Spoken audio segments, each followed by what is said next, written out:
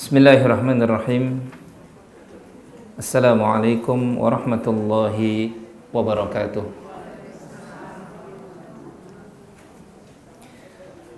Innal hamdalillah nahmaduhu ta'ala wa nasta'inuhu wa nastaghfiruh wa na'udzu billahi min shururi anfusina wa min sayyiati a'malina.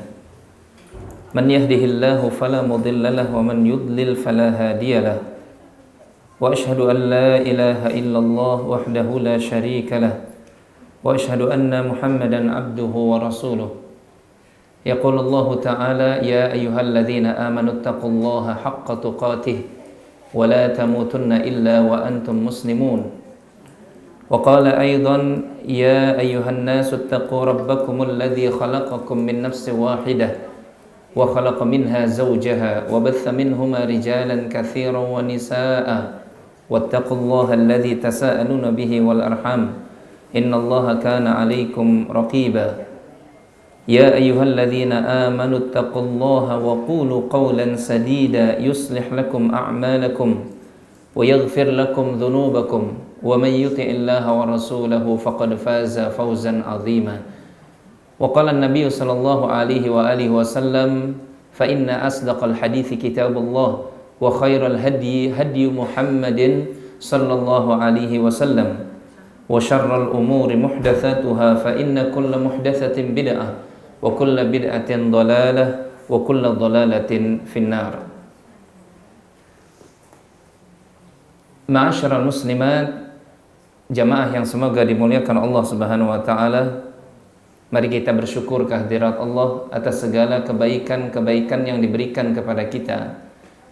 Allah memberikan kesehatan kepada kita, Allah memberikan panjang umur kepada kita, Allah melekatkan iman, menguatkan iman dan Islam dalam diri kita, termasuk juga nikmat Allah masih memberikan kemudahan-kemudahan untuk kita bisa melaksanakan sunnah-sunnah Nabi Sallallahu Alaihi Wasallam. Mudah-mudahan semua pemberian Allah tersebut mendorong untuk kita senantiasa terus meningkatkan iman dan takwa kita di hadapan Allah Subhanahu wa taala. Mudah-mudahan apa yang diberikan oleh Allah senantiasa menjadi pendorong bagi kita untuk terus dekat kepadanya. Semoga salawat dan salam terlimpah selalu kepada Rasulullah Muhammad sallallahu alaihi wasallam beserta keluarganya, para sahabatnya, dan kepada umatnya senantiasa terus menghidupkan sunnah-sunnah beliau, dan mudah-mudahan kita termasuk di dalamnya, amin ya rabbal alamin. Jamaah yang dimuliakan Allah Subhanahu wa taala, alhamdulillah kita bertemu di pagi menjelang siang yang berbahagia ini dalam keadaan kita dimudahkan oleh Allah berada di majelis ilmu, majelis yang senantiasa insyaallah menurunkan kebaikan-kebaikan dari Allah kepada kita. Maka mari kita luruskan niat kita.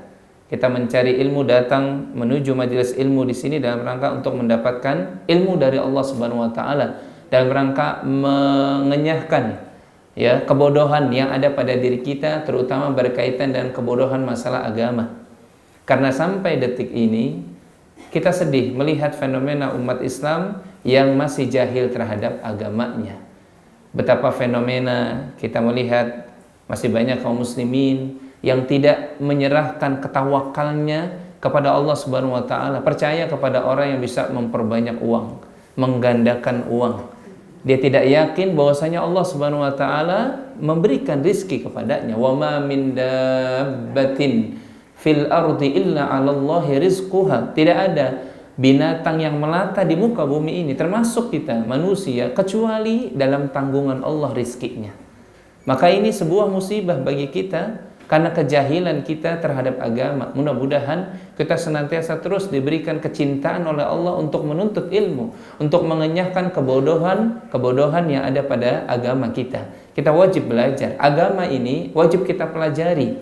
Ya, karena Allah Subhanahu wa taala senantiasa mengangkat derajat orang-orang yang menuntut ilmu beberapa derajat dari golongan yang lainnya. Jamaah yang dimuliakan Allah Subhanahu wa taala, hari ini kita ingin membahas dalam waktu yang insyaallah agak cukup panjang ini berkaitan dengan adab-adab yang diajarkan oleh Islam, diajarkan oleh Allah dan Rasul-Nya kepada kita. Dahulu para ulama salaf kita, sebagaimana disebutkan oleh Al-Imam Ibnul Mubarak rahimahullahu taala, ya, belajar adab itu belajar yang tidak bisa dipisahkan dari ilmu. Dahulu kata beliau, kami belajar ilmu 20 tahun, belajar adab 30 tahun. Ini menunjukkan pentingnya adab untuk apa? Menjadi hiasan dalam kehidupan kita. Karena banyak orang yang sudah memiliki ilmu atau berasa punya ilmu tapi tidak dipakai adabnya, maka ilmunya tidak bermanfaat. Bahkan terkesan dia memunculkan sifat apa? Sombong pada dirinya. Makanya adab itu dihiasi dalam diri kita. Dan semoga Allah Subhanahu wa taala memudahkan kita untuk menghiasi diri kita itu dengan adab-adab yang diajarkan oleh Islam. Dan contoh suri tauladan yang terbaik adalah junjungan kita Nabi Muhammad sallallahu alaihi wasallam.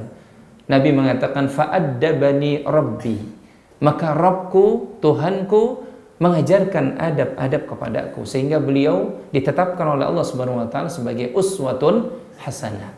Laqad kana lakum fi Rasulillahi uswatun hasanah. Sungguh pada diri Rasulullah terdapat uswah hasanah yang baik bagi kalian dalam semua sisi kehidupan kita. Bahkan sampai Allah SWT dalam ayat yang lainnya mengatakan wa innaka la'ala khuluqin azim. Sungguh engkau ya Muhammad berakhlak yang mulia. Maka dari beliau kita melihat bagaimana beliau itu berhias dalam dirinya dengan adab-adab yang diajarkan oleh Allah Subhanahu wa taala. Dan harusnya umat ini juga berhias dengan adab-adab yang juga diajarkan, dicontohkan oleh nabinya yang mulia alaihi salatu wassalam. Kita batasi pembahasan kita ya tentang adab-adab yang pada pagi menjelang siang hari ini, bab tentang adab-adab kalam, adab-adab dalam kita melakukan pembicaraan. Ya, saya ambil pembahasan ini dari Kitabul Adab ya, yang ditulis oleh Syekh Fuad Abdul Aziz Asy-Syalhub. Semoga ini menjadi ilmu bagi beliau, menjadi amal saleh bagi beliau. Ya, beliau mengumpulkan penjelasan para ulama-ulama kita tentang adab-adab yang diajarkan oleh Islam. Karena bicara adab itu berarti bicara tentang kehidupan kita. Bagaimana Allah Subhanahu wa taala mengajarkan adab terhadapnya, ya. Bagaimana Allah mengajarkan adab kita terhadap Rasulnya. Bagaimana Islam juga mengajarkan kepada kita untuk adab terhadap Al-Quran yang kita baca. Bagaimana adab terhadap tetangga yang kita senantiasa bermuamalah dengannya. Bagaimana adab seorang anak kepada orang tuanya. Semuanya diajarkan oleh Islam. Cuma apakah kemudian kita sudah beradab sesuai dengan apa yang dituntunkan oleh Allah dan Rasulnya? Ini yang menjadi pertanyaan bagi kita. Termasuk adab dalam hal kita berbicara. Ini berkaitan dengan apa? Satu nikmat Allah Subhanahu wa taala yang teramat besar setelah nikmat iman dan Islam tentunya. Di mana Allah Subhanahu wa taala menjadikan lisan kita ini bisa berbicara, bisa berkomunikasi. Lihat bagaimana Allah taala berfirman dalam ayat surah Al-Balad. Allah berfirman, "Alam naj'al lahu 'ainain wa lisanan wa syafatain." Alam naj'al lahu 'ainain, bukankah telah kami jadikan untuknya manusia dua mata? Ini nikmat yang besar. Walisanan wasyafatain, dan bukankah kami juga yang telah menciptakan untuknya lisan dan dua bibir.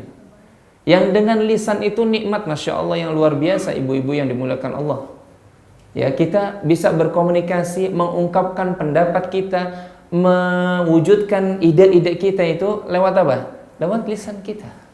Ya, bahkan bisa berkomunikasi dengan orang lain sehingga orang lain itu bisa faham, ya, melakukan apa yang kita kehendaki atau membantu kita dari lisan kita ini. Semuanya itu dari lisan. Oleh karena itu, penulis kemudian juga menyitir dalam ayat surah Al-Isra ayat yang ke-31, Allah Subhanahu wa taala berfirman, "Wala taqfu ma laisa laka bihi ilm. Innas sam'a wal basara wal fuada kullu ulaika kana anhu mas'ula." Janganlah kalian ikuti sesuatu yang kalian tidak punya pengetahuan tentangnya. Dilarang, Bu, ya. Dilarang kita mengikuti sesuatu yang kita tidak punya ilmu tentangnya. Ya, dalam beragama ya dalam menjalankan syariat yang mulia ini wajib ada ilmu dulu, ya kan gitu ya. Ya.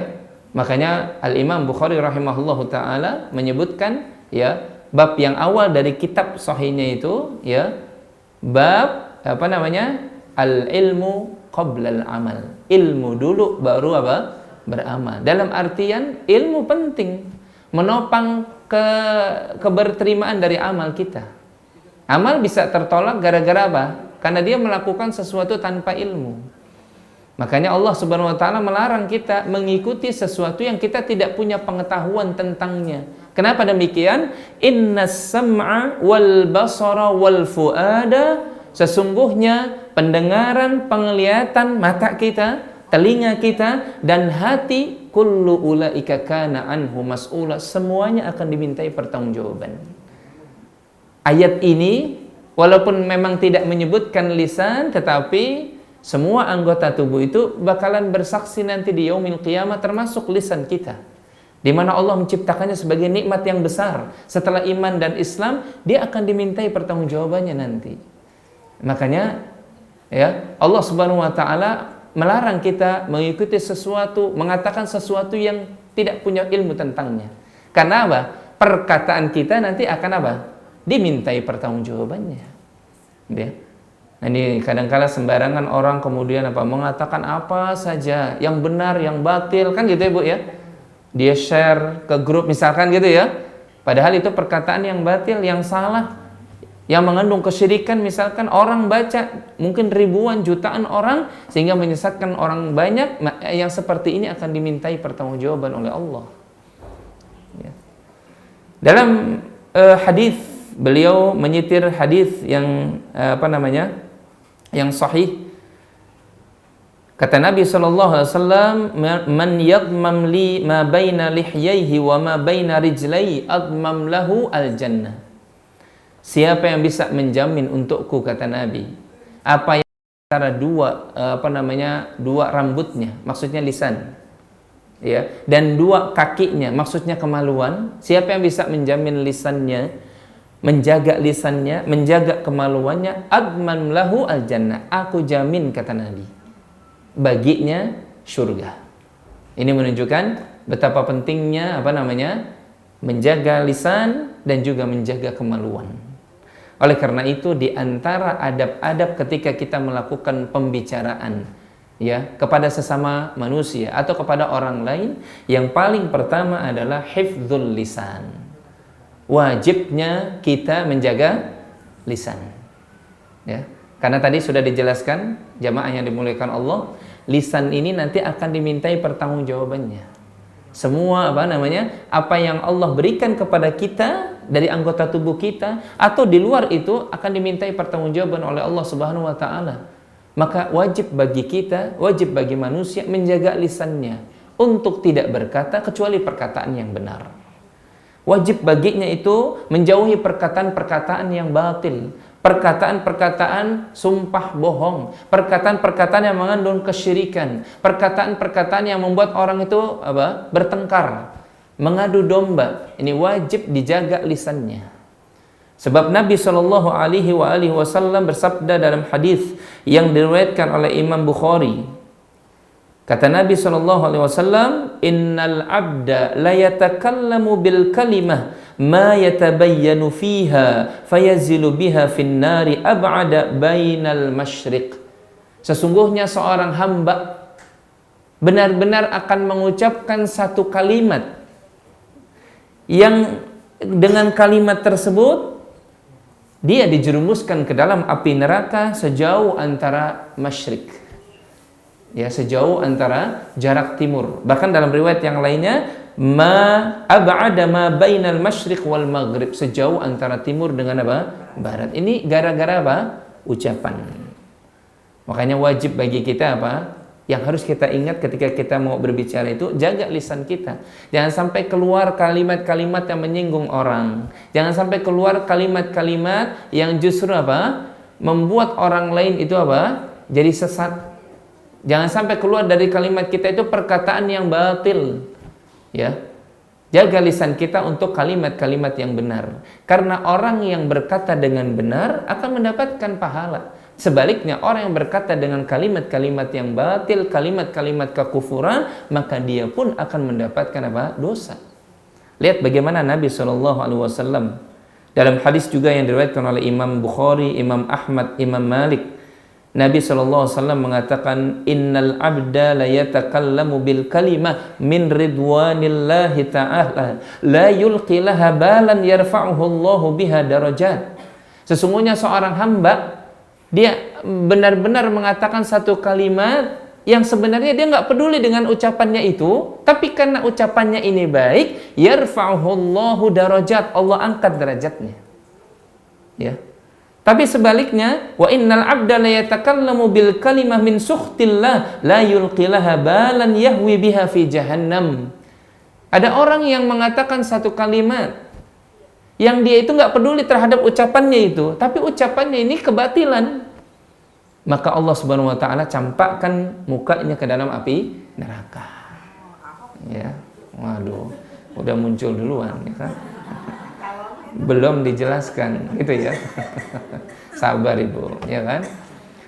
Karena kita punya adab. Nah, kita kan lagi bahas apa? Adab, ya kan? Kita punya adab, ya. Satu sisi kita boleh marah.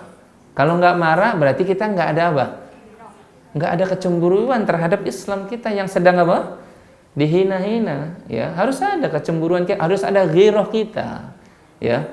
Kalau nggak marah, berarti nggak ada iman pada kita. Tetapi kita pun punya adab, Bu. Ya, Nabi SAW saja dalam perang pun, perang sesuatu yang dibenci, perang sesuatu yang tidak diingini oleh manusia, masih punya adab dalam berperang.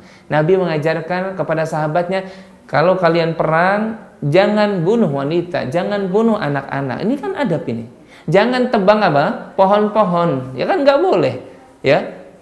Jangan buang air kecil di tempat-tempat, di lubang-lubang yang di situ ada makhluk Allah. Ini adab. Ketika berperang saja, Nabi diajarkan oleh Allah, fa'addabani Rabbi. Rabbku mengajarkan adab kepadaku, dalam berperang punya adab.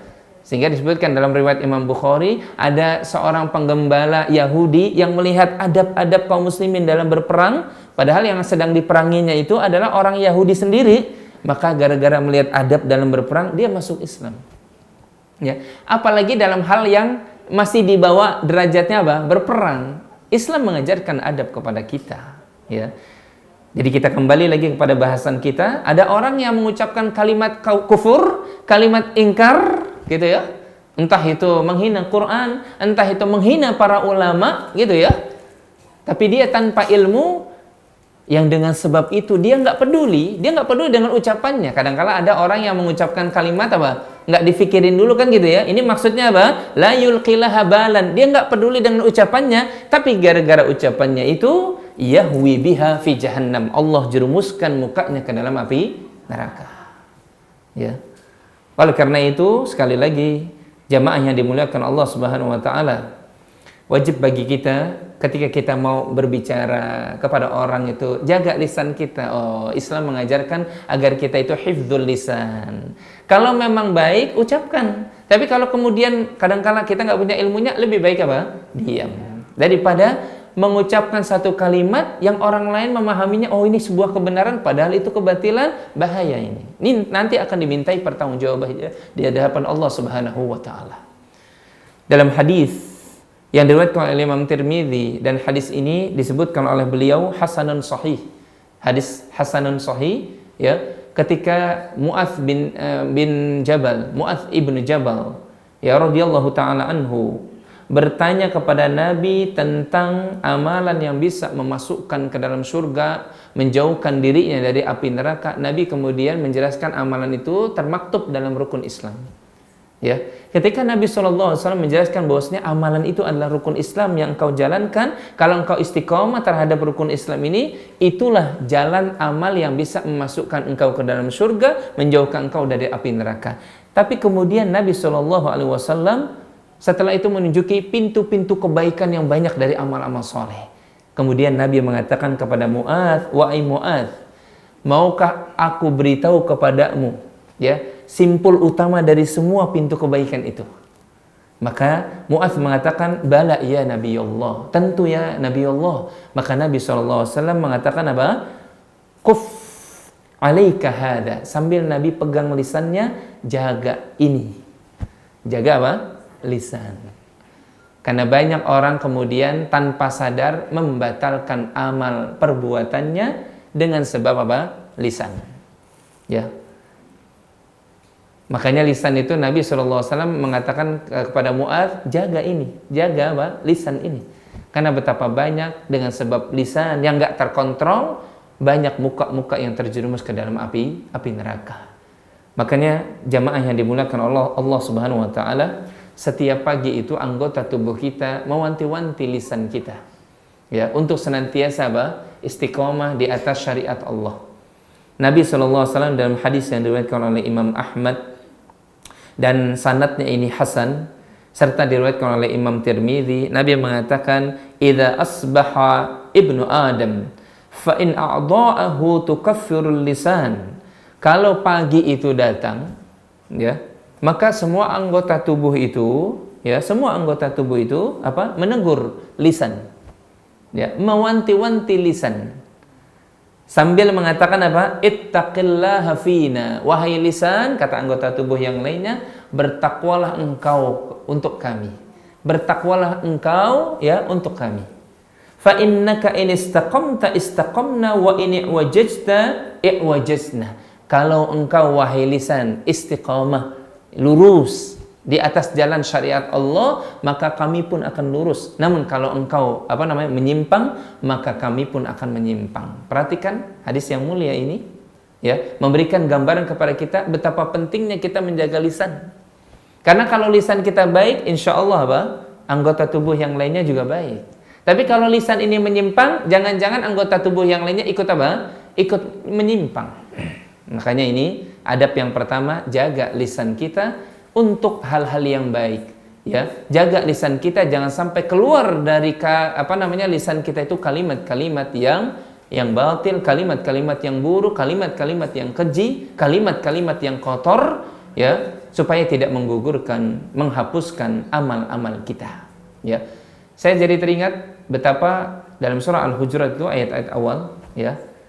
Ya, Allah Subhanahu wa taala memberikan kepada kita itu gambaran. Ada orang-orang Arab Badui yang kalau manggil Muhammad SAW, Nabi SAW, itu dengan panggilan Nabi Muhammad biasa aja, tanpa disebutkan Rasulullah.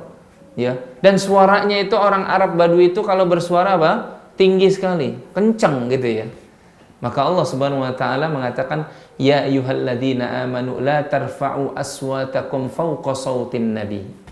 Wahai orang-orang yang beriman, janganlah kalian angkat suara kalian di atas suara Nabi SAW. Dan jangan panggil Nabi seperti hanya engkau memanggil teman-teman pergaulanmu. Nggak boleh. Kita wajib memanggil Nabi SAW dengan sebutan yang mulia. Sebab Allah memuliakan beliau. Wa rafa'na laka dzikrak. Sebutanmu ya Muhammad telah kami tinggikan. Maka orang Badui ini yang banyak nggak tahunya tentang Islam, itu manggil Muhammad keluar. Nah, ini nggak sopan. Hal yang seperti itu kata Allah Subhanahu wa taala bisa membatalkan amal kalian. Itu gara-gara lisan, ya.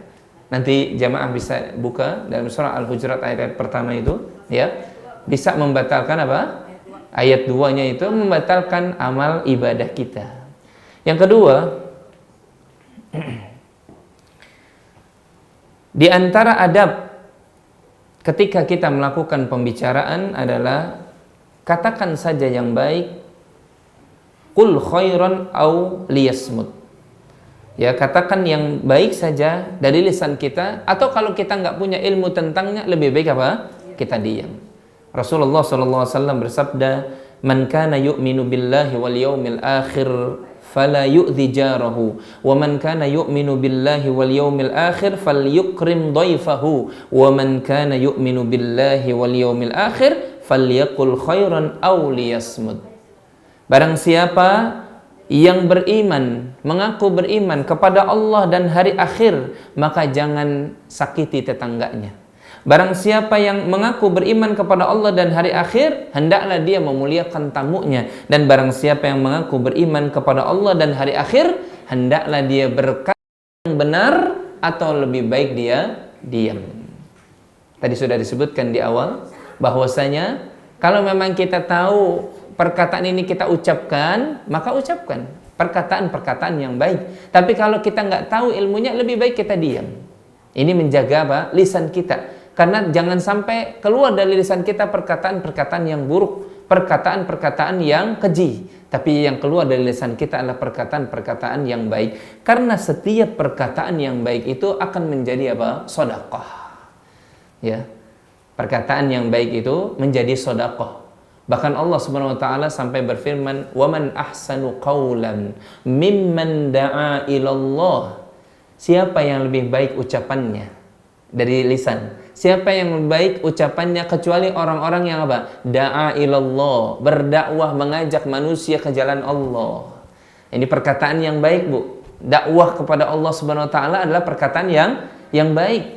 Ya, mengajak orang untuk melakukan kebaikan, memotivasi orang untuk beramal solih. Ini perkataan-perkataan yang baik. Kalau memang kita harus berkata yang baik, keluar yang baik saja. Ya, tapi kalau dirasa bahwasanya memang kita nggak bisa, ini lebih baik diam, itu jauh lebih baik. Ini yang diajarkan oleh Nabi Shallallahu Alaihi Wasallam. Yang ketiga, di antara adab, ya, karena masih banyak ini, insya Allah cukup. Di antara adab dalam ketika kita bermuamalah kepada sesama manusia dalam hal pembicaraan kita adalah keutamaan kita menyedikitkan kalam. Ya, ini juga pernah disampaikan. Ya, fadlu qillatil kalam wa karahiyati kathratihi. Dibencinya banyak bicara. Ya, jadi di antara adab ketika kita itu apa? Berbicara, Bu. Ya, sedikit bicara. Ya, sedikit apa? Bicara. Jangan banyak bicara tapi pembicaraan semuanya itu apa? Dusta. Jangan. Ya. Kalau berbicara kita itu sedikit tapi benar, itu jauh lebih baik. Ya. Jangan sampai kemudian kita nyerocos ke sana kemari, tapi yang kita ungkapkan itu adalah kalimat-kalimat yang batil. Jangan. Sebab para ulama dulu juga mengajarkan kepada kita. Ya. Para ulama dulu mengajarkan kepada kita. Orang yang bertakwa, kata Al-Imam Asy-Syafi'i rahimahullahu ta'ala, itu orang yang sedikit makannya, sedikit tidurnya, dan sedikit bicaranya. Ya. Kalau kita kan banyak tidurnya, banyak makannya, banyak ngomongnya, ya kan? Banyak maunya juga, Masya Allah. Dan Nabi SAW menyebutkan, sebagaimana diriwayatkan oleh Imam Bukhari, Imam Muslim. Hadis ini muttafaqun alaih. Nabi SAW mengatakan, "Innallaha harrama alaikum uquqal ummahat." Sesungguhnya Allah Subhanahu wa taala mengharamkan kepada kalian apa? Durhaka kepada ibu. Durhaka kepada orang tua. Ini yang diharamkan oleh Allah Subhanahu wa taala. Kemudian Nabi SAW mengatakan, wa karaha lakum qila wa qal. Mengharamkan, Allah Subhanahu wa taala mengharamkan yang kedua apa? Banyak ngomong. Qila wa qal. Ya, sebentar ngomong, sebentar ngomong, sebentar ngomong gitu. Padahal ngomongnya nggak bermanfaat. Ini termasuk yang diharamkan oleh Allah Subhanahu wa taala. Dan kemudian yang ketiga, wa kathratus su'al, banyak bertanya. Ya, banyak apa? Bertanya. Ini juga dibenci oleh Allah Subhanahu wa taala. Dibenci, termasuk juga yang dilarang oleh Allah Subhanahu wa taala, banyak bertanya tapi bertanyanya nggak ada faedahnya. Bertanyanya tidak ada faedah. Kecuali kalau bertanyanya memang ada apa? Faedahnya menjadi ilmu, boleh dia bertanya. Tapi kalau sebentar-sebentar nanya, dan kemudian dia nggak amalkan, nanya lagi, dia nggak amalkan, nanya lagi, dia nggak amalkan, terus dia banyak bertanya, ini yang dibenci. Bahkan dalam hadis yang lainnya, ini yang menjadi sebab dibinasakan kaum-kaum sebelum kita. Ya, yaitu para ahlul kitab, dibinasakan mereka karena mereka banyak bertanya dan menyelisihi nabi-nabi mereka. Ya. Dalam Al-Quran digambarkan jamaah yang dimuliakan Allah, ya, orang-orang Yahudi, ya, Bani Israel, ya, ketika disuruh menyembelih sapi, ya, untuk mengetahui siapa yang membunuh salah seorang di antara mereka, mereka bertanya, sapinya itu sapi yang gimana, wahai Musa? Ya, sapi yang gimana? yang tua, yang muda, atau gimana? Maka Nabi Allah Musa alaihissalam menjelaskan, sapinya itu ya di antara keduanya, enggak tua juga enggak terlalu muda. Ya, harusnya mereka melaksanakan itu. Tapi kemudian mereka tanya lagi, ngomong-ngomong warna sapinya gimana? Merah, kuning, putih, atau hitam dan seterusnya, ya. Maka Nabi Allah mendapatkan wahyu dijelaskan juga, ya. Sapi warnanya kuning keemas-emasan dijelaskan. Sudah harusnya jelas itu bagi mereka. Tinggal dicari, tapi mereka juga masih nanya terus gitu ya. Sampai-sampai hampir-hampir mereka itu diberikan laknat oleh Allah Subhanahu wa taala. Ya, banyak bertanya termasuk diantara yang dilarang oleh syariat kita yang mulia ini, yaitu al-Islam. Termasuk tadi disebutkan qila wa qal. Ya, banyak banyak ngomong. Ini bagian dari yang dibenci oleh Allah Subhanahu wa taala. Maka jamaah yang dimuliakan oleh Allah, kalau kita perlu ngomong ya ngomong, ya. Tapi kalau nggak perlu lebih baik diam. Ya, kalau yang kita omongan pun tadi harus yang baik-baik. Yang nggak baik ditahan, sabar. Ya, yang nggak baik ditahan. Jangan sampai kemudian dikeluarkan menyinggung orang. Dikeluarkan kemudian membuat orang berantem, ya, membuat orang tersakiti. Lebih baik ditahan, sabar, ya. Ini adab yang ketiga yang disebutkan oleh beliau. Kemudian yang keempat, ya, dalam hal kita berbicara, disuruh kita itu berhati-hati dengan perkara ghibah dan namimah. Ya, perkara ghibah dan namimah. Ghibah itu menceritakan aib orang, menceritakan kejelekan orang, sesuatu yang orang lain hal tersebut dibuka nggak suka. Ini namanya ghibah. Dan namimah itu mengadu domba orang. Kedua-duanya ini juga berasal dari lisan. Kita wajib menjauhi ya adab dalam hal berbicara. Jangan sampai kita itu menggibahi orang, membuat namimah di antara dua orang berseteru. Nah, ini nggak boleh, ya. Ghibah bagian dari perkara dosa-dosa besar, ya, karena memang diancam, Bu, ya, diancam dengan ancaman api neraka. Orang-orang yang berghibah, wala yaghtab ba'dukum ba'dha. Janganlah kalian saling berghibah satu dengan yang lainnya. Ayuhibbu ahadukum ayyakula lahma akhihi maitan. Lihat, perhatikan kata para ulama tafsir kita. Allah menyandingkan, ya, larangan ghibah itu karena sukakah kalian memakan daging saudara kalian yang telah mati? Lihat. Jangankan memakan daging saudara kita yang sudah mati, membunuhnya aja perkara yang yang besar. Berarti ghibah itu juga bagian dari perkara yang besar yang sekarang ini banyak manusia yang meremehkannya. Ngomong ke sana kemari tentang saudaranya yang sebenarnya saudaranya nggak suka kalau diungkapkan. Ya, saudaranya nggak suka. Tapi dia asik aja. Setan membuat lisannya itu terus basah terus sampai berjam-jam dia ngomongin kejelekan saudaranya sendiri. Dia asik jatuh ke dalam dosa yang namanya dosa besar. Dan ibu-ibu yang dimuliakan Allah, perbedaannya dosa besar dengan dosa kecil itu, kalau dosa besar ya dalam ayat, dalam hadis itu diancam dengan api neraka. Ini berarti dosa besar. Ya. Lihat bagaimana Allah Subhanahu wa taala menggambarkan, sukakah kalian memakan daging saudara kalian yang sudah mati? Pasti kalian akan merasa fakarihtumu, merasa jijik, ya. Enggak suka, ya. Itulah ghibah itu. Itulah ghibah. Tanpa sadar seseorang itu sedang asik memakan daging saudaranya sendiri. Allahumma musta'an. Jangan sampai kita kemudian asik, ya, dengan ghibah kita dan dengan namimah kita. Memang syaitan, kata Nabi SAW, sudah berputus asa di tanah Arab untuk disembah. Tetapi setan tidak pernah berputus asa untuk senantiasa menghasut satu manusia dengan manusia yang lainnya. Salah satu hasutannya itu adalah manusia suka menggibahi manusia yang lainnya. Semoga Allah Subhanahu wa taala menyelamatkan kita dari penyakit yang seperti ini. Hadirin yang dimuliakan Allah Subhanahu wa taala, walaupun demikian, ya, ghibah itu bagian dari perkara dosa yang besar, tapi memang ada ghibah-ghibah yang dibolehkan, ya. Disebutkan oleh para ulama kita, ya, sesuatu itu tidak disebut sebagai ghibah, tidak berdosa, ya. Manakala kalau memang kita harus mengucapkan tentang orang lain, ya, walaupun orang itu yang kita sedang ceritakan itu nggak suka, dalam kondisi yang pertama, dalam kondisi kita mendapatkan ketidakadilan, ya.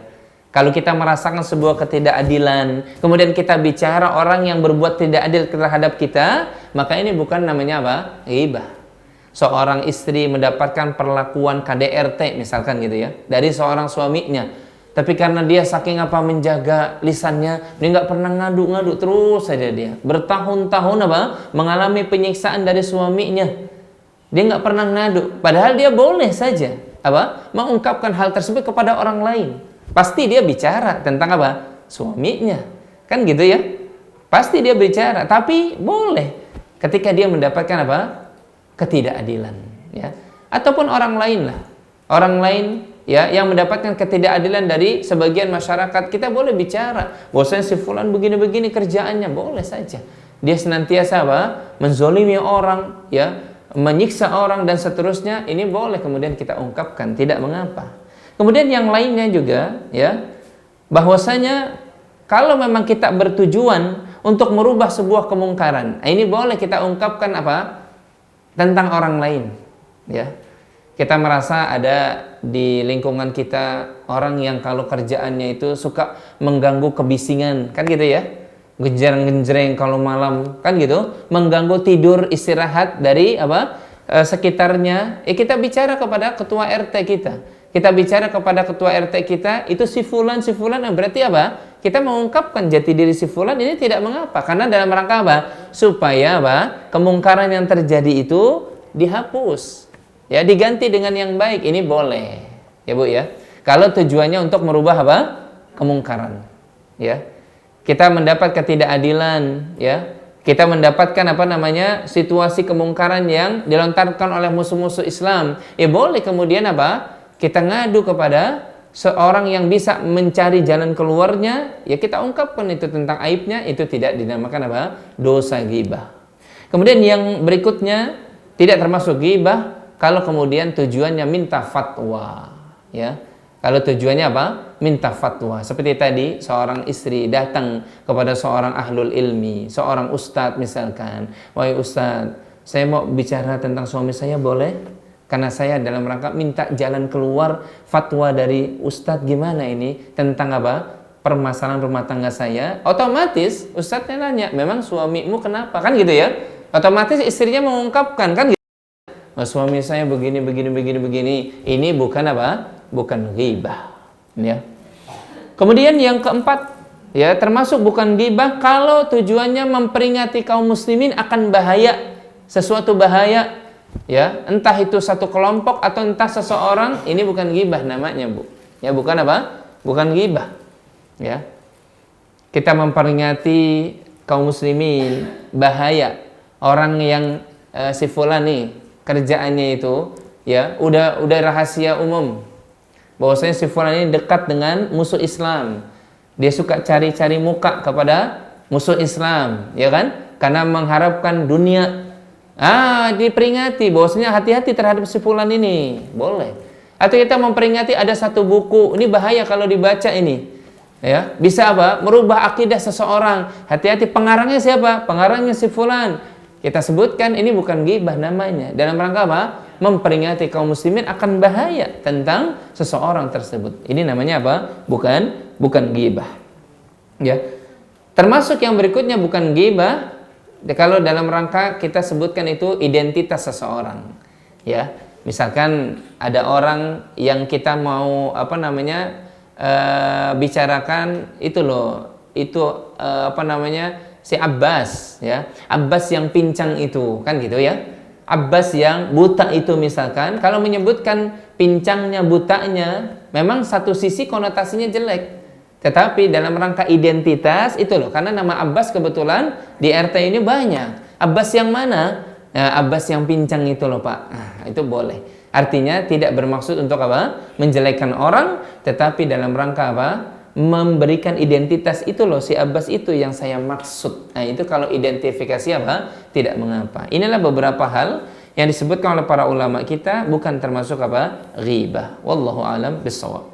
Kemudian yang berikutnya, yang ke adab, di antara adab dalam hal kita berbicara, an-nahyu 'anit tahditsi bi kulli ma sumi'a. Larangan untuk menceritakan apa saja yang kita dengar. Ya Bu ya.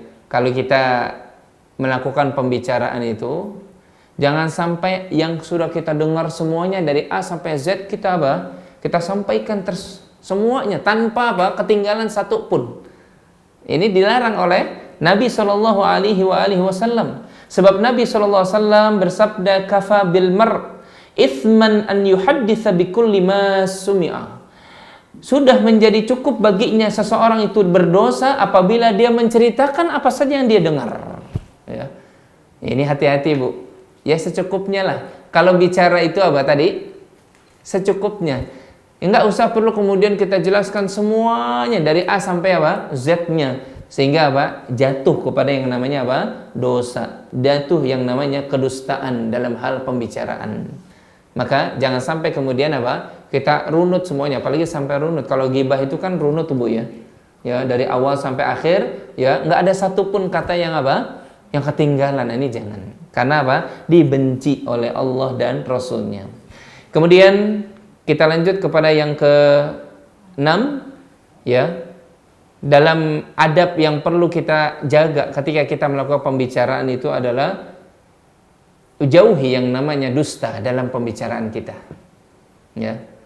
Jauhi yang namanya apa? Dusta. Karena dusta itu juga termasuk dosa yang diancam oleh Allah Subhanahu wa taala.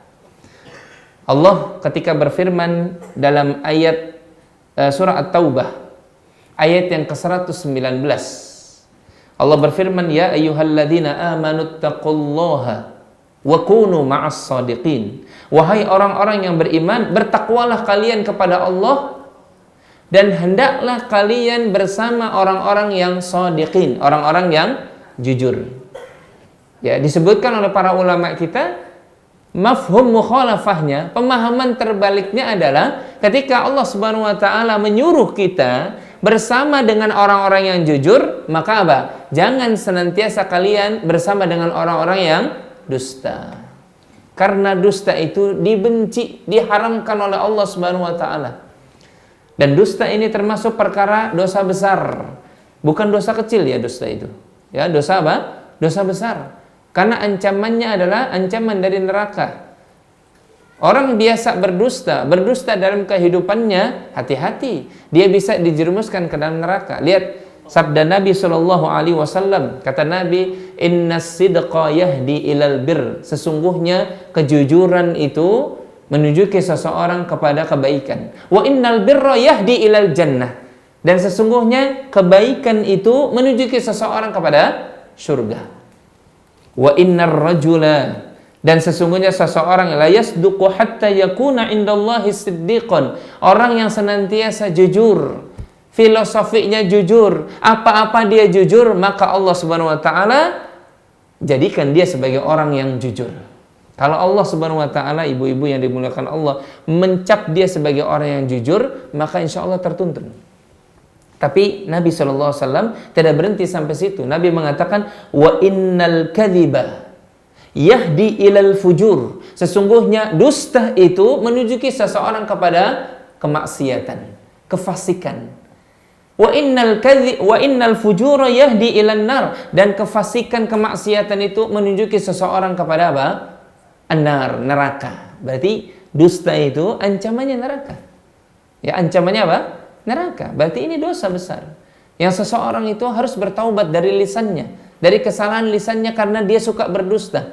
Dan kata Nabi SAW, yang namanya kemaksiatan itu menunjuki seseorang jalan kepada neraka. Wa innar rajula la yukdzibu hatta yuktaba indallahi kadzaban. Sesungguhnya seseorang yang senantiasa berdusta, kalau ngomong dusta, kalau kemudian apa?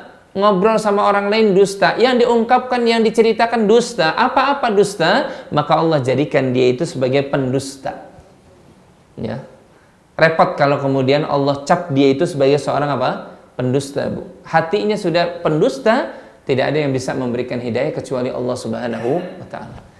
Yang kita inginkan yang pertama tadi, Allah Subhanahu wa taala cap kita sebagai orang yang siddiq, orang yang jujur. Dalam setiap perkaranya itu jujur. Jujur perkataannya, jujur sikapnya, jujur perbuatannya, jujur janjinya, ya. Semua itu kalau jujur, maka ini orang yang insya Allah dimasukkan ke dalam surganya Allah Subhanahu wa ta'ala. Dan orang yang berdusta itu bagian dari sifat orang-orang munafik. Ya, orang yang suka berdusta bagian dari sifat orang-orang munafik. Nabi SAW bersabda, ayatul munafiq thalathun.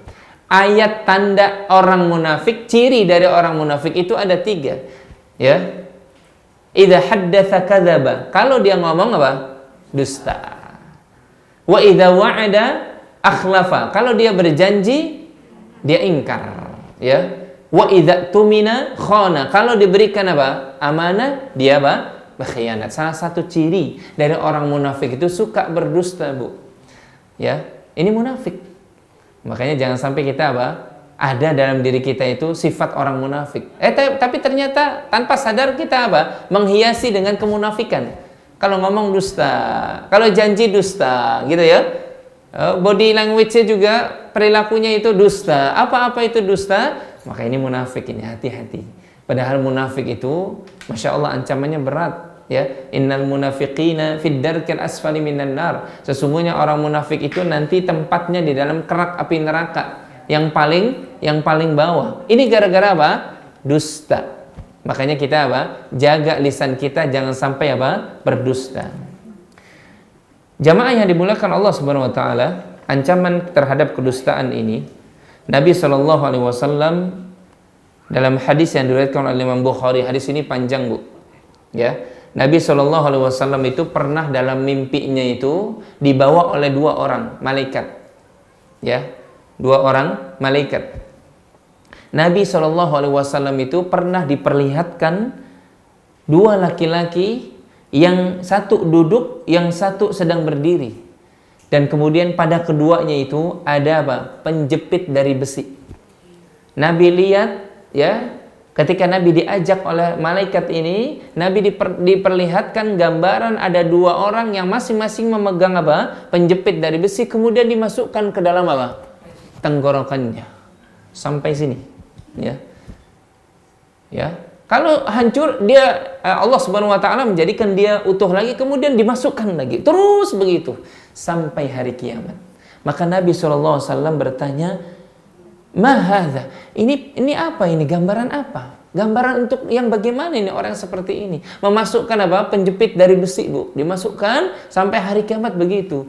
Dosa karena apa? Maka disebutkan, adapun yang engkau lihat ya Muhammad tadi, orang yang memasukkan penjepit itu ke dalam kerongkongannya sampai hancur kemudian terus begitu sampai hari kiamat adalah orang-orang yang apa? Yang senantiasa fakadzabun yuhadditsu bil kadzibah. Orang yang suka berdusta selama hidup di dunia ini.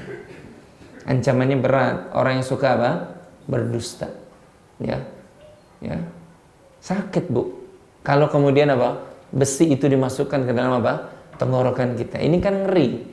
Ya, ancaman dari Allah Subhanahu wa taala terhadap orang-orang yang suka berdusta. Ya, begitu terus tuh. Ya. Azabnya di hari kiamat itu begitu, nanti di neraka dimasukkan besi, ya. Memang tidak digambarkan besinya di sini panas atau gimana, tapi kalau masukin besi saja udah demikian apa? Ngeri kita. Apalagi kalau besinya itu apa? Panas. Terus sampai hari kiamat demikian. Masya Allah. Ya. Makanya jamaah yang dimuliakan Allah Subhanahu wa taala, dusta itu wajib kita jauhi. Ya. Kita mencoba untuk berperilaku sebagaimana Abu Bakar yang mendapat gelar apa? As-Siddiq. Orang yang jujur. Karena Abu Bakar itu didapati oleh Nabi SAW dan didapati oleh Allah dalam kondisi semuanya itu apa? Dia jujur. Makanya yang memberikan gelar As-Siddiq itu Allah Subhanahu wa taala. Jibril menyampaikan kepada Muhammad SAW, sampaikan bahwasanya Abu Bakar ini bin Abi Quhafah itu adalah gelarnya As-Siddiq radhiyallahu anhu. Ya. Kalau Allah sudah menyampaikan apa? Tadi kata Nabi SAW dalam hadis yang sudah sebelumnya saya sampaikan, ya, bahwasanya ketika Allah Subhanahu wa taala mencap dia sebagai orang yang siddiq, maka diterima dia semuanya. Ya, Abu Bakar itu, Masya Allah, perilakunya, perkataannya, perbuatannya itu menunjukkan orang yang benar. Saking benarnya, satu saat Abu Bakar itu pernah meminum sesuatu apa? Air susu, ya, yang dia nggak tahu, kebetulan disiapkan oleh pembantunya, ya. Padahal air susunya ini dibeli dari barang yang haram. Ketika dia itu berprofesi sebagai tukang dukung, ya, pembantunya ini dulu, dan dia beli dengan susu itu dengan uang tadi, uang yang haram. Maka ketika Abu Bakar itu minum, ya, dia tahu bahwasanya itu berasal dari harta yang haram, dimuntahkan lagi. Ya, saking dia nggak terima. Adakah kita demikian? Ya, kita kadang-kala suka nggak melihat rizki kita dari mana asalnya, kan gitu ya Bu ya. Ya, kenapa? Karena jiwa kita ini masih belum terbiasa dengan kejujuran. Ya, belum terbiasa dengan kejujuran. Ya, nggak berasa ya Bu ya. Ngomong-ngomong makan ya makan aja, masuk semuanya ya. Yang halal, yang haram, yang syubhat masuk saja. Tapi tidak demikian dengan orang-orang yang jujur. Dia ada sensitivitas tubuhnya itu menolak hal-hal yang yang maksiat. A'zamul kadzib huwal kadzib 'ala Allah wal kadzib 'ala rasulih. Di antara dusta yang paling besar, ya, yang wajib ini dijauhi Bu, adalah berdusta atas nama Allah, berdusta atas nama Rasulullah sallallahu alaihi wasallam. Allah tidak pernah mengajarkan ilmu tentangnya, tapi dia mengatakan qala Allah, ini firman Allah, ini jelas dusta terhadap Allah.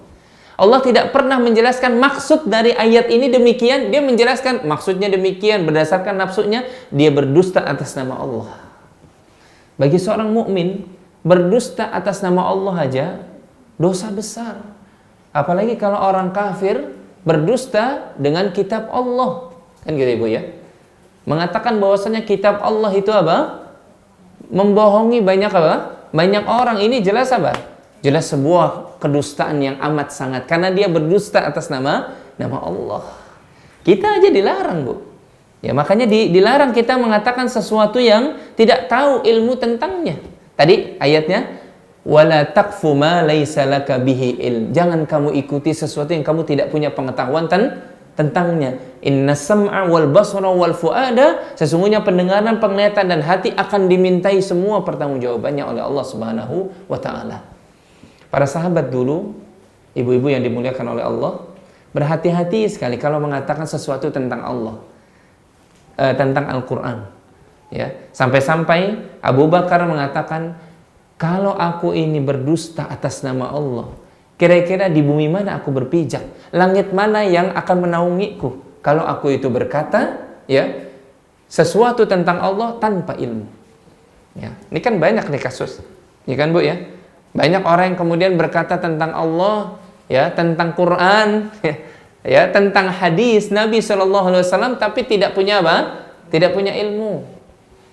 Orang sepakat para ulama, ayat-ayatnya jelas bahwasanya Al-Quran melarang kaum mukminin menjadikan orang-orang kafir sebagai pemimpinnya. Bukan sekedar pemimpin, memang menjadikan orang-orang ahlul kitab sebagai teman dekat, teman setia, nggak boleh. Termasuk juga menjadikan orang-orang kafir walaupun dia itu karib kerabat sebagai pemimpin, nggak boleh. Ya, ayat-ayatnya sudah jelas. Tapi ada orang yang berkata tentang Allah tanpa ilmu. Ini berarti berdusta dengan dusta yang besar. Karena Allah tidak pernah menurunkan hujahnya tentang itu, tapi dia berkata seenak saja tentang tentang kalamullah. Apalagi kalau ada orang yang kemudian mengatakan yang tahu tentang Al-Quran, ya, itu hanya Allah. Susah kita kan? Susah Bu. Ya, kalau kita baca Quran, sedangkan Al-Quran diturunkan untuk difahami, kan gitu. Lah kalau kemudian kalimat-kalimat dalam Al-Quran yang tahu hanya Allah dan Rasulnya, Rasul sudah wafat, terus kita nanya siapa? Batal semua kitab tafsir. Kitab tafsir Imam Ibnu Katsir batal, gitu ya. Ini berarti dia mengucapkan sesuatu tadi, dia sadar atau enggak? Nah, tadi dalam hadis disebutkan dia sadar atau enggak dengan ucapannya. Kalau ucapannya itu baik, dia angkat derajatnya oleh Allah. Tapi kalau ucapannya itu justru menyesatkan orang, dijerumuskan wajah ke dalam api neraka. Semoga Allah ampuni kita semuanya. Ya, dia sadar atau enggak? Kalau dia sadar, masya Allah, harusnya dia bertaubat itu. Karena ini ucapan ini, maaf, dusta ini dosa besar. Yang diancam dengan neraka, tidak ada dosa besar kecuali dia harus taubat, ya. Bukan sekedar maaf dia banyak sedekah, enggak. Itu dosa-dosa kecil, dia berjalan ke masjid, insya Allah digugurkan. Banyak bersedekah digugurkan. Tapi dosa besar akan dihapuskan dengan apa? Taubatan nasuha. Kalau dia sadar bahwasanya ucapannya itu Masya Allah menyesatkan banyak orang, bingung nanti orang itu kebanyakan awam, ya. Gimana memahami Quran? Ya udah baca aja. Kenapa? Karena maknanya hanya Allah yang tahu. Coba bayangkan, Bu. Batal semua, ya. Termasuk ahli tafsir yang katanya ahli tafsir di Indonesia batal juga tuh, kan gitu ya. Ya, kitab tafsirnya juga batal gitu kan. Hanya gara-gara ucapan. Lihat, dosa dari apa? Lisan. Ini karena apa? Dia mungkin berbicara tapi tanpa ilmu. Semoga Allah memberikan hidayah buatnya. Ya, Bu ya. Ini besar ini ancamannya, berkata atas nama Allah tapi tanpa ilmu. Ya, Allah Subhanahu wa taala menyuruh demikian padahal Allah nggak pernah menyuruh. Berdosa atas nama Nabi juga, ya. Itu dosa besar. Padahal Nabi nggak pernah menyuruh dalam hadisnya. Qala Nabi sallallahu alaihi wasallam, bersabda Nabi sallallahu alaihi wasallam. Padahal itu bukan hadis Nabi, ini berdosa atas nama Rasul sallallahu alaihi wasallam. Ini juga dosa yang besar di sisi Allah Subhanahu wa taala. Makanya mesti memang kita jaga, ya. Kita berhati-hati gitu ya, Bu ya. Sesuatu yang indah sekali kalau tadi kita ngomong seperlunya. Yang kita keluarkan dari lisan kita yang baik-baik, yang membuat orang itu termotivasi beramal soleh. Kalaupun kemudian kita harus berkata ya dengan kalimat-kalimat yang banyak, yang kita keluarkan itu adalah kalimat-kalimat thayyibah semuanya, kalimat-kalimat yang benar, karena dia akan menjadi sedekah bagi kita. Ya, dan kita jauhi perkataan-perkataan yang dusta dalam ucapan-ucapan kita. Bahkan Ibnu Abbas radhiyallahu anhuma pernah ditanya satu ayat yang ketika ayat ini disampaikan kepada banyak manusia, orang-orang pada mengatakan, oh ayat ini begini. Tapi Ibnu Abbas, Masya Allah, saking menjaga lisannya, dia diam terhadap ayat tersebut. Ya, karena apa? Memang belum sampai ilmu kepadanya. Padahal kita tahu bahwasanya Ibnu Abbas itu orang yang didoakan oleh Nabi Shallallahu Alaihi Wasallam. Allahumma faqihhu fid din wa 'allimhu ta'wil. Ya Allah, berikan kefakihan terhadap agamanya dan ajarkan dia tafsir. Tapi ditanya tentang satu ayat, orang lain banyak berkomentar, dia diam dulu. Ini saking apa? Saking dia sahabat yang mulia, ini saking khawatirnya kalau dia berbicara tentang Allah tapi tanpa ilmu. Ini sahabat, ya. Sampai kemudian Masruq, ya, rahimahullahu taala berkata, ittaqut tafsir fa inna huwa riwayah anillah. Takutlah kalian akan apa? Bicara tentang tafsir. Berhati-hatilah kalian berbicara tentang tafsir karena sesungguhnya dia itu riwayat dari Allah Subhanahu wa taala. Ya. Ya, memang satu sisi yang benar yang mengetahui tentang Al-Qur'an yang jelas Rasul sallallahu alaihi wasallam. Tapi Al-Quran diturunkan dalam bahasa Arab, ya, diturunkan dalam bahasa apa?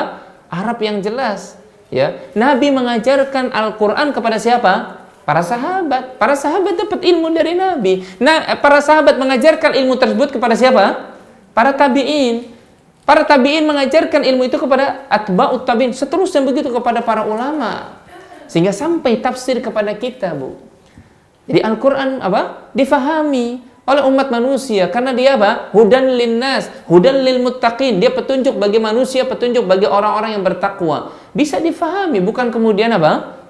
Kita diam terhadap Al-Qur'an, hanya baca saja. Kan ini upaya, maaf dulu, kalau kita mau jujur, para penjajah itu upayanya begitu, Bu. Udah nggak apa-apa kalian baca Quran, nggak apa-apa, rame di masjid, boleh baca Quran gitu ya. Tapi kalau untuk mentadaburinya jangan. Sebab bahaya ini kalau Quran apa? Difahami gitu loh. Cuma sekarang aja agak halus, Bu ya. Oh, hati-hati kita. Ini hanya yang tahu hanya Allah. Kita serahkan aja sama Allah. Kan gitu? Hanya Rasul. Terus nanya Rasul gimana? Ya Rasul sudah wafat. Udah, yang penting apa? Udah nggak tahu isinya. Bahaya ini. Kalau dulu Belanda itu ya seneng kalau memang ada orang di masjid baca Quran dengan keras-keras gitu ya. Keras gitu ya. Wah, nggak apa-apa ini. Tapi nggak pernah nyampe di hati, ya. Kalau untuk difahami, oh jangan, ini bahaya gitu. Karena semua petunjuk ini ada dalam Al-Quran, Bu. Dunia akhirat itu terangkum di sini. Bagi musuh-musuh Islam bahaya kalau Al-Quran ini dijalankan oleh hamba-hamba Allah. Termasuk musuh utama manusia, iblis, itu bahaya kalau kemudian Al-Quran difahami oleh Bani Adam. Ini petunjuk yang dijaga oleh Allah Subhanahu wa Ta'ala. Maka ini hati-hati dengan lisan kita, Ibu ya. Kita telah berdusta atas nama Allah, ya, tapi kita berkata tanpa tanpa ilmu. Termasuk yang ketiga, di antara dosa besar dari lisan kita soal dusta ini yaitu orang yang bersumpah atas nama Allah. Tapi sumpahnya sumpah palsu. Untuk bermaksud untuk merampas harta orang lain, saudaranya, dia bersumpah atas nama Allah. Ini termasuk dosa besar, ya, kebohongan yang besar. Pokoknya demi Allah deh, ya, saya ini nggak pernah mendapatkan surat kuasa bahwasanya tanah ini demikian kepada saudaranya sendiri, padahal dia pernah mendapatkan kuasa, ya. Ini dusta atas nama Allah. Dia bersumpah dengan nama Allah. Bersumpah atas nama Allah boleh saja kalau dalam kondisi terpaksa, ya. Tapi bersumpah khusus untuk nama Allah, bukan nama yang lainnya, Bu, ya. Ya, ini kadangkala di masyarakat kita masih banyak yang salah dalam hal bersumpah, ya. Bersumpah tetapi bukan dengan nama Allah. Ya, demi langit dan bumi. Ini kan nggak boleh, ya. Demi cinta aku kepadamu. Ini juga ya. Ya, demi bulan purnama, kan gitu. Aku senantiasa menyertaimu, pokoknya sampai akhir ayat. Kalau mau bersumpah dengan nama Allah, man halafa bi ghairillah, siapa yang bersumpah bukan dengan nama Allah, faqad asyraka au kafara, sungguh dia telah berbuat syirik atau dia telah kafir. Hati-hati, ya. Dia harus memperbaharui sumpahnya. Jangan sampai sembarangan bersumpah, ya. Para pedagang kita kadang-kala bersumpah gitu, Ibu, demi Allah ini murah, Bu, gitu ya. Demi Allah. Ini dusta yang kalau dia benar itu, kalau dia benar sih masih mending. Tapi kalau dia berdusta atas nama Allah, dustanya besar ini. Demi Allah, Bu, saya paling untungnya cuma 500 perak gitu ya. Ya, padahal untungnya 500.000 gitu. Nah, ini dusta atas nama Allah, nggak boleh, ya. Begitu pula sampai-sampai bersumpah dengan nama Nabi pun nggak ada tuntunannya, Bu. Tidak ada tuntunannya. Demi Allah, demi Rasulullah, saya nggak pernah menerima sepeser pun dari uang gandaan itu, kan gitu ya. Ya, walaupun seorang dokter, tapi bersumpahnya salah. Ya, demi Allah, demi Rasulullah. Ini di masyarakat kita itu masih banyak. Kalau mau bersumpah dengan nama Allah saja, Bu. Bukan dengan nama Nabi, bukan dengan nama malaikat, demi Jibril, enggak perlu. Demi Allah kalau memang kita darurat bersumpah. Tapi ya jangan gampang-gampang bersumpah. Ya karena ancamannya berat kalau kita benar. Tapi kalau kita sekedar menjadi tameng, dosa kita ini. Apalagi dosanya itu dosa yang besar. Nabi SAW ya bersabda dalam hadis yang diriwayatkan oleh Imam Bukhari dan Imam Muslim. Kata Nabi, man halafa ala yaminin kadhibah yaqtati'a biha mala rajulin muslim aw qala akhihi laqiyallaha wa huwa alaihi ghadban. Barang siapa yang bersumpah dengan sumpah yang dusta dalam rangka untuk merampas harta muslim, atau dia berkata kepada saudaranya begini-begini, maka dia akan bertemu dengan Allah dalam keadaan Allah murka kepadanya. Nih, hati-hati orang yang suka gampang bersumpah, tapi sumpahnya sumpah dusta, sumpah bohong. Allah nanti datang kepadanya dalam keadaan murka kepadanya. Apa bedanya ya, Bu, ya? Orang yang suka bersumpah ini, kan kelihatannya gampang ya, Bu, ya? Kan mudah kan dari lisan itu mengucapkan demi, kan gitu ya? Apa bedanya dengan orang yang membunuh jiwa yang diharamkan oleh Allah? Sama, salah satu ancaman siksa dari Allah Subhanahu wa taala, kemurkaan Allah sampai kepada dua golongan ini. Di mana Allah Subhanahu wa taala memberikan gambaran bagi pembunuh seorang mukmin. Man yaqtul mu'minan wa may yaqtul mu'minan muta'ammidan. Barang siapa yang membunuh jiwa seorang mukmin dengan sengaja, apalagi sampai merencanakan, ya, upaya-upaya pembunuhan.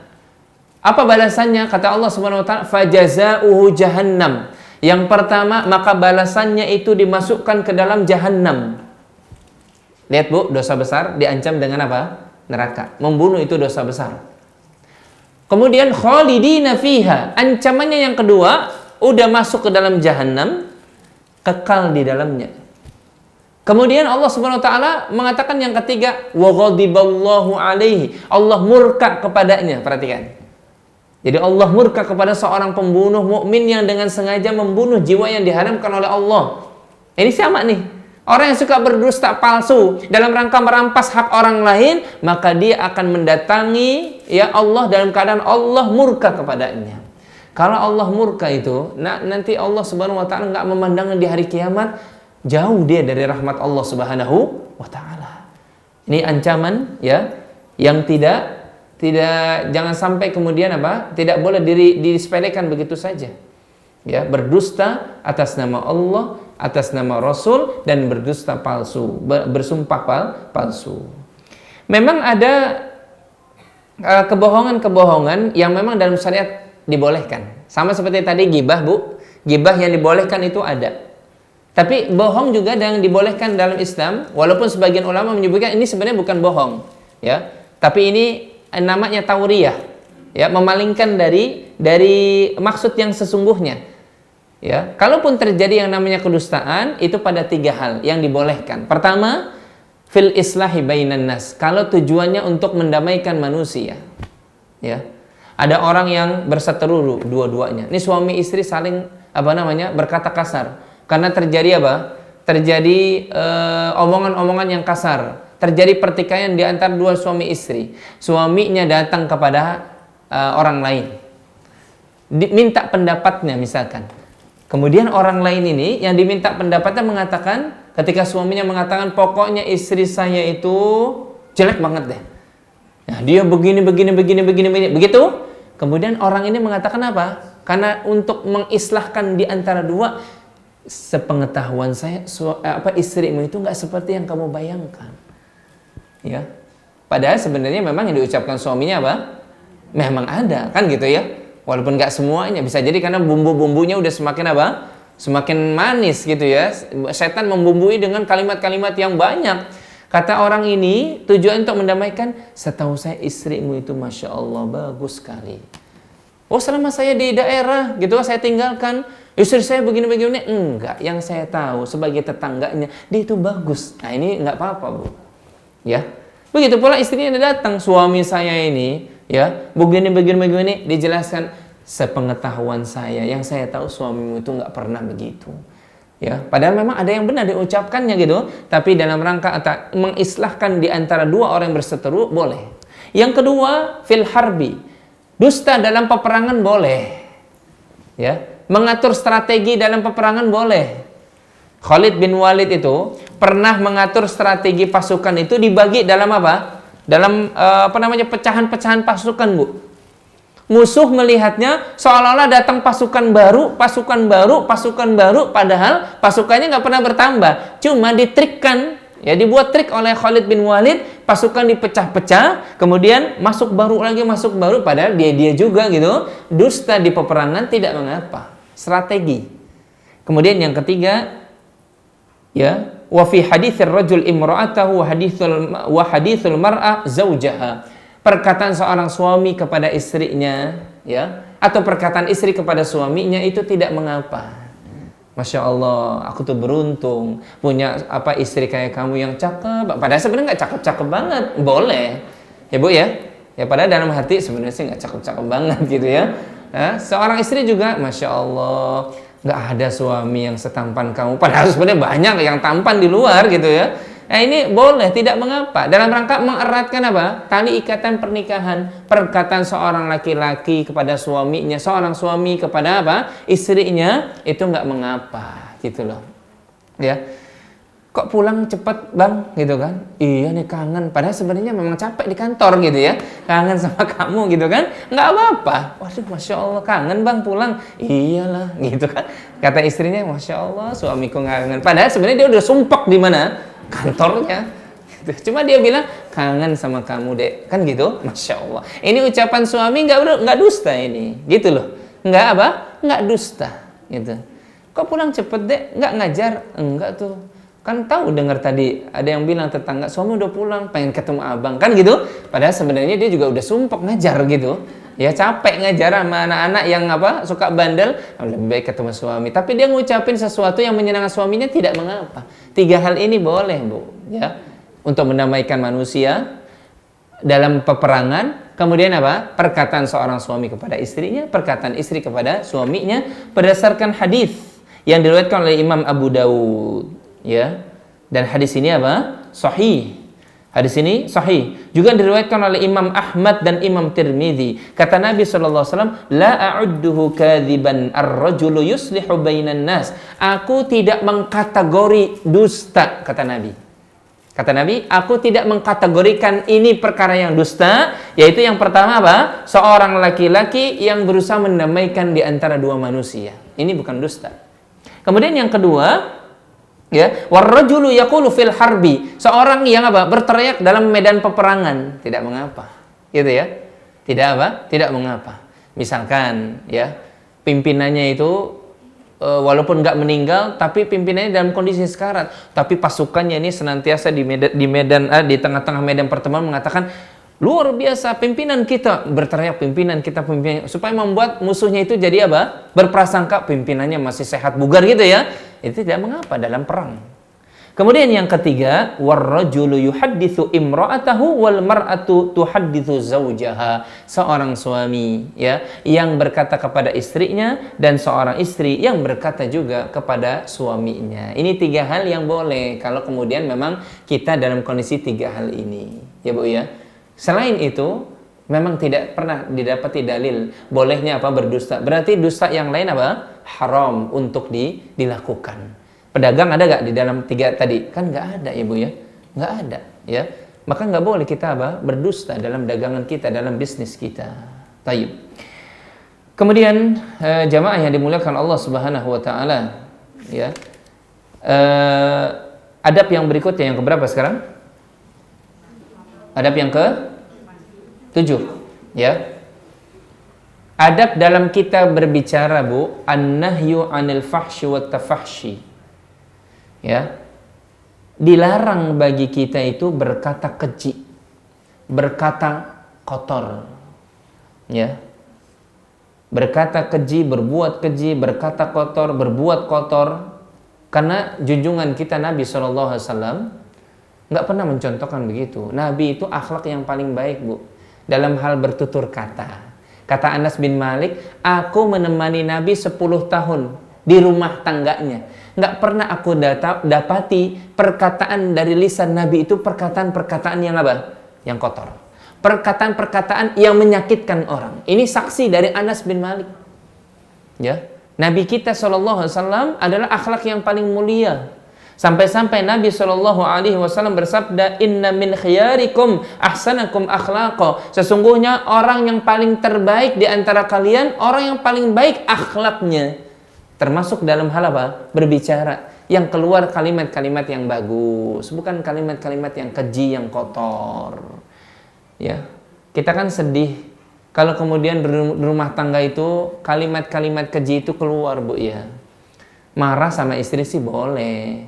Kalau istrinya itu apa? Melakukan maksiat, marah negor boleh. Tapi kalau kemudian sampai keluar kata-kata maaf, goblok gitu ya. Ya kan gitu. Ini kan apa? Kasar ini keji, nggak boleh ya Bu ya.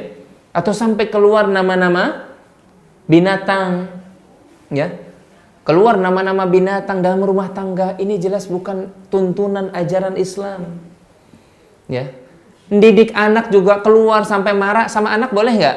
Ya boleh saja kalau memang anak kita apa? Bermaksiat kepada Allah, bermaksiat kepada Rasul SAW, kita boleh marah, tapi jangan sampai keluar kalimat-kalimat yang keji. Gimana seorang apa? Seorang bawahan, anak dan istri akan menjadikan seorang suami sebagai imam, ya, sebagai panutan. Imam itu panutan dalam rumah tangganya. Kalau seorang suami senantiasa gampang mengeluarkan kalimat-kalimat kotor, ya, apa-apa dia nyakitin orang, gitu kan? Kamu nggak terpelajar, ya, nggak belajar apa dulu, gitu kan, ya. Nah ini nggak boleh Bu. Sebab Nabi SAW sampai bersabda, Ya, dalam hadis yang diriwayatkan oleh Imam Ahmad, Imam Bukhari di dalam kitab Adabul Mufradnya, ya, dan juga Imam Tirmizi, dan hadis ini disahihkan oleh Syekh Albani rahimahullah taala, kata Nabi, laisal mu'min bit-ta'an. Bukan seorang mukmin orang yang senantiasa menghujat. Ya. Jadi bukan seorang apa? Mukmin, orang yang kerjaannya suka apa? Menghujat orang. Bentar-bentar ngujat gitu loh. Ya. Istri dihujat, suami dihujat, gitu. Mertua dihujat, gitu ya. Ini bukan mukmin kata Nabi. Imannya dipertanyakan. Laisal mu'min bit-ta'an. Bukan seorang mukmin kalau kerjaannya suka menghujat orang. Lisan itu wajib dijaga. Ya. Kemudian walal la'an, bukan seorang mukmin juga orang yang suka melaknat, gampang sebentar-sebentar apa? Melaknat, ya. Semoga Allah laknat kamu ini. Aduh, ini bukan seorang mukmin, Bu. Ya kan? Bentar-bentar apa? Melaknat. Ini bukan mukmin. Yang kemudian walal fahish, dan bukan seorang mukmin orang yang berkata keji. Ibu-ibu yang dimuliakan Allah, ibu-ibu ini kan pemimpin di rumah tangga suaminya, betul ya? Jangan sampai anak keturunan kita melihat pimpinannya di rumah tangganya itu berkata keji. Wajar kalau anak-anak kita, jangan-jangan anak-anak kita yang suka bermain sama teman sebayanya itu gampang mengeluarkan kalimat-kalimat keji. Karena dari mana tuh? Jangan-jangan dari orang tuanya. Jangan salahkan orang, tapi salahkan apa? Salahkan diri sendiri. Jangan-jangan tanpa sadar kita mengajarkan kalimat-kalimat keji. Seorang pemimpin apalagi, ini dilihat oleh rakyatnya. Kalau bentar-bentar ngomong misalkan maaf kasar, keji, Bu ya, bentar-bentar ngomong goblok, ya kan, ngomong kotoran, gitu ya. Ini gimana seorang pemimpin akan diikuti? Makanya besok janganlah dipimpin lagi, Bu ya. Ya, ya kan? Kalau kemarin itu kan karena kecelakaan, kan gitu ya. Kalau besok jangan. Bentar-bentar maaf dia ngomong tai, kan gitu ya. Dia ngomong apa? Jangan, ya. Ya jangan pilih yang suka berkata keji, jangan. Ya Bu ya. Islam tadi menggambarkan dalam hadis ini bukan mukmin. Dan memang kebetulan yang ngucapin bukan mukmin kan gitu ya. Tapi kalaupun ada mukmin yang begitu, Masya Allah, berkata kasar kepada ulama, aduh, ya, berkata kasar kepada apa? Orang tua, ini bukan mukmin, imannya dipertanyakan, Bu. Ibu sekalian, kalau misalkan ada orang tua dihina orang, marah nggak, Bu? Marah. Ya, nggak ada sopan santunnya kepada apa? Ulama. Nggak ada sopan santunnya kepada orang yang sudah tua, mengecap ilmu lebih banyak, gitu loh. Harusnya dijaga lisan. Tapi setiap peristiwa pasti ada apa? Ada hikmahnya. Kita jadi tahu, si fulan ini kan gitu ya Bu ya.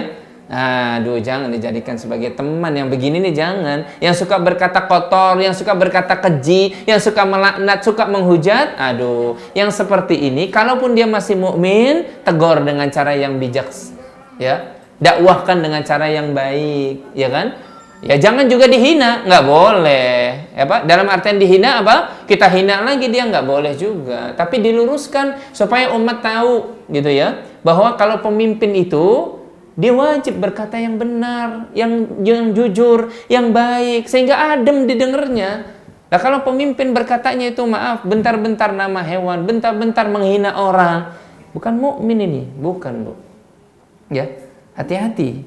Ya, memang ini pasti Allah Subhanahu wa taala menjadikan banyak hikmah dari setiap peristiwa yang terjadi sekarang ini, ya. Makanya Allah Subhanahu wa taala, ya, kita bersyukur kepada Allah Subhanahu wa taala, ambil setiap hikmah dalam setiap peristiwa. Kayak kita maaf, ya jujur saja, ya. Bukan untuk diekspos sebenarnya. Kasus ya, banyak orang-orang muslim yang masih percaya dengan seseorang yang bisa menggandakan uang, gitu ya. Ini kan musibah. Ya, musibah. Belum kesyirikan muncul di dalam peristiwa-peristiwa tersebut, ya Bu ya. Ada yang namanya apa itu? Tuyul. Ada yang namanya pulpen, apa itu? Laduni. Kalau megang pulpen ini, pakai pulpen ini bisa menguasai 7 bahasa. Ya, ada ATM dapur. Ya, bisa mengeluarkan berapa itu? Lupa lah saya. Lah kok percaya pada gini-ginian? Tapi itu terjadi pada kebanyakan kita. Ya, sedih kita. Kalau terjadi pada umat yang lain sih nggak apa-apa. Ini terjadi yang datang ke sono itu kebanyakan siapa? Mukmin. Ya Allah. Ya, kita doakan mudah-mudahan kaum muslimin ini masya Allah dijaga akidahnya. Percaya hal-hal seperti itu jelas sebuah kesyirikan, Bu. Sebuah apa? Kesyirikan. Percaya kepada cincin, ya kan? Ya, percaya kepada ATM itu bisa apa namanya dari 5.000 menjadi 5 juta. Dari mana kan gitu ya? Subhanallah, ya. Jangan sampai kita apa termasuk orang-orang yang seperti itu. Wallahu alam bissawab. Tayyib. Tayyib, sampai sini dulu. Masih ada waktu sekitar 20 menit. Kita buka forum tanya jawab. Ya, silakan bagi ibu-ibu yang ingin ditanyakan, saya persilakan. Assalamualaikum Pak Ustaz. Waalaikumsalam warahmatullahi wabarakatuh. Ya, fadal. Yang tadi Ustaz bicarakan, ibu-ibu insya Allah paham lah. Buat yang satu kafirun, yang satu mukmin. Kalau si kafirun sudah jelas nih. Dan kafirun run tempatnya kerak-kerak. Insya Allah tidak seperti itu. Tapi yang mukmin ini, yang katanya tadi Ustaz bilang, Al-Quran ini yang tahu cuma Allah. Iya. Sudah jelas. Ini posisinya dia tahu kan, namanya pakai hit gitu kan. Azab Allah itu sangat cepat. Katanya yang pernah saya dengar di hadis. Insya Allah kayaknya orang-orang begini akan cepat mendapatkan azab Allah entah di dunia dan di akhirat. Bukan kita berdoa, tapi kan Allah maha mendengar, apalagi di TV yang itu kan. Kalau kita nyebutin TV itu kan nggak boleh. Harus ada saringannya. Jadi kalau orang yang sudah jelas-jelas mukmin, dia anggota partai dengan sombongnya, astagfirullahaladzim. Kalau kita mendoakan ya Allah, namanya sebenarnya pertanyaannya nih. Azab Allah sebentar lagi akan datang pada ini. Kalau si kafirun sudah jelas loh. Terus yang kedua tadi Ustaz bilang surat Al-Isra ayat 30 atau 31. Nggak nyambung kan? 36. Surah Al-Isra ayat 36, maaf. Bukan 31 ya, Bu, 36. Insyaallah nyambung. Jadi si Ustaz yang tadi yang wahid ini pasalnya itu berlapis-lapis loh, Pak. Banyak deh pasalnya tuh kalau di polisi mungkin pasalnya berlapis-lapis loh, Pak. Ya Allah, mudah-mudahan Allah cepat menurunkan azab. Dibilang pertanyaan bukan pertanyaan, cuma intermezzo kali ya. Taib. Barakallahu fik.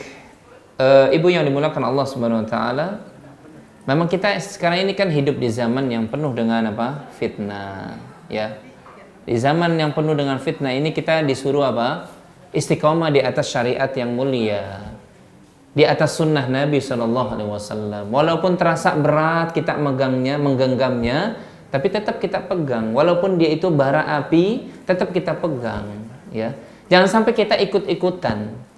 Kemudian terhadap kasus-kasus yang terjadi, kalau memang dia itu maaf secara zahirnya masih muslim, kita doakan. Artinya memang tugas kita mendoakan, dan nggak rugi kita mendoakan, Bu. Ya, tadi khawatir kita jatuh kepada apa? Ancaman dari Nabi, laisal mu'min, bukan mukmin orang yang suka la'an, orang yang suka melaknat. Jangan. Kita hanya memberitahukan. Saya menyampaikan ini juga dalam rangka memberitahu kaum muslimin tentang apa? Bahayanya pemikiran seperti ini. Dan ini bukan apa? Bukan ghibah.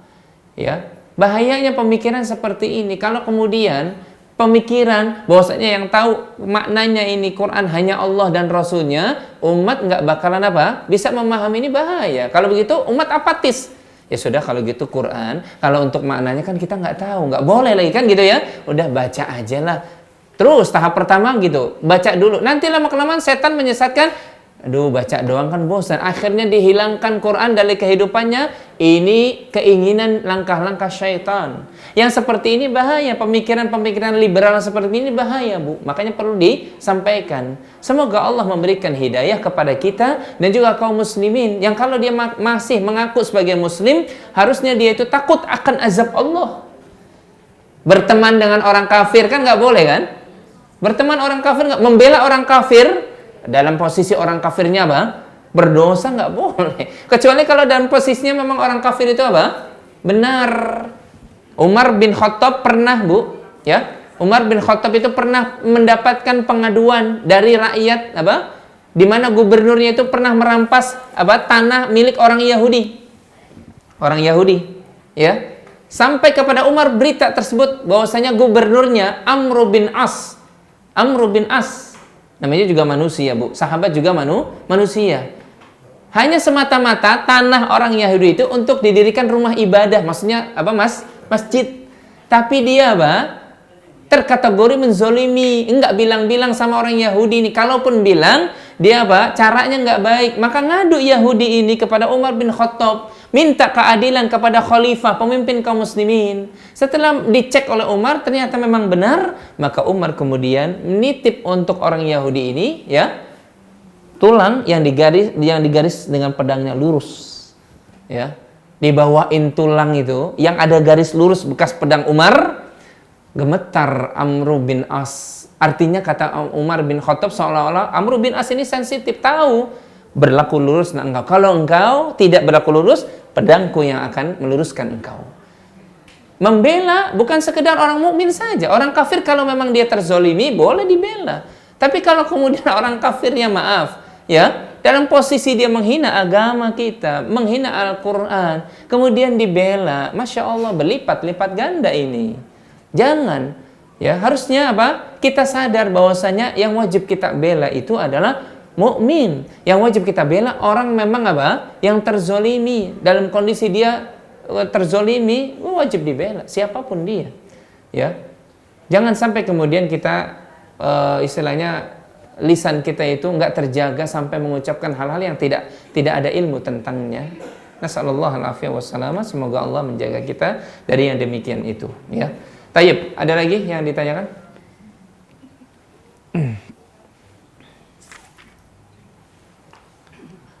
Silakan, ada yang ditanyakan, Bu? Masih ada belakang?